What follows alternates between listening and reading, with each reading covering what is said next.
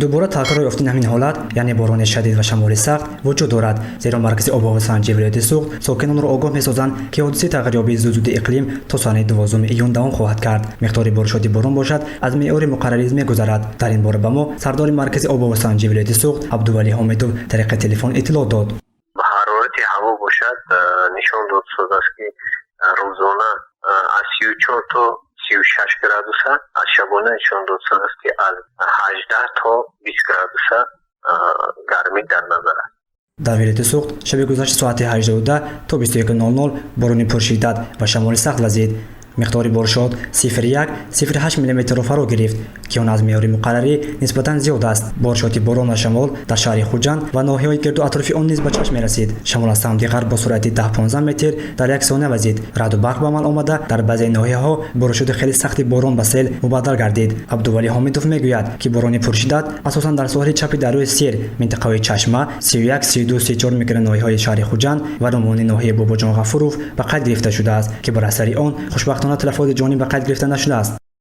اساساً این نیمی ساحل چپ و نیمی ساحل راست بارید. این در طرف‌های محله‌های 31 32 34 من این طرفا بشد و بعد این محلی طرف رومان من این طرف اونجی من میجویم خیلی بارشات سخت.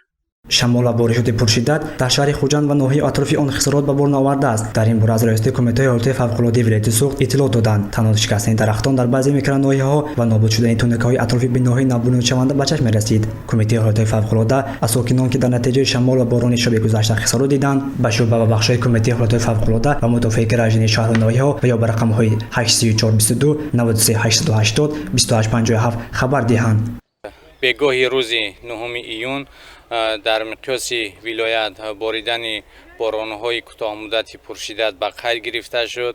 وابسته به حالت مذکور به نقطه نوبرداری مرکز اداره‌کنی حالت‌های بحرانی از طرف اهالی یگان خبر یا معلومات دسترس نگردیده است. حالا مسئولین رئیس کمیته حالت فوق‌العاده و مدافع رژن در ولایت سوخت عاید خسارات شمالی روز گذشته معلومات دقیق را جمع‌آوری می‌نمایند. علاوه بر پرانیق کردن خسارات شمال و باران پرشدت گروه کاری کاربری دارند. از ساکنان دعوت کرده می‌شود که تا سال 12 ایون در منطقه کوهی گشت و زور نکنند، زیرا وضع هوا تغییر یابنده و شمال سخت و باران پرشدت پیشگویی می‌شود. گزارش نصیب جان ابویف و یوسف جان یونسوف برای برنامه اطلاعاتی خبر.